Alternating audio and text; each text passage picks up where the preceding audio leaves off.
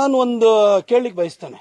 ಹಿಂದೂಗಳಲ್ಲಿ ಅಸಮಾನತೆ ಇದೆ, ತಾರತಮ್ಯ ಇದೆ ಅನ್ನೋ ಕಾರಣಕ್ಕೆ ಕ್ರೈಸ್ತರಾಗಿಯೋ ಮುಸಲ್ಮಾನರಾಗಿಯೋ ಕನ್ವರ್ಟ್ ಆದ್ರು ಅಂತ ತಿಳ್ಕೊಳ್ಳಿ. ಕನ್ವರ್ಟ್ ಆದ್ಮೇಲೆ ಅಲ್ಲಿ ಸಮಾನತೆ ಅನ್ನೋದು ಸಿಗ್ಬೇಕಲ್ವಾ? ಕನ್ವರ್ಟ್ ಆದ್ಮೇಲೆ ನಮ್ಮ ಕನ್ವರ್ಟ್ ಆಗಿರುವಂತ ನಮ್ಮ ಕಾಲೋನಿಯ ಜನರಿಗೆ ಜೊತೆ KJ George, Margaret Alva, Oscar Fernandes ಇಂಥವರೆಲ್ಲ ಸಂಬಂಧ ಬೆಳೆಸ್ಬೇಕು ತಾನೆ? ಸಮಾನತೆ ಸಿಗ್ಬೇಕಲ್ವಾ? ಸಂಬಂಧ ಬೆಳೆಸ್ತಿದ್ರಾ?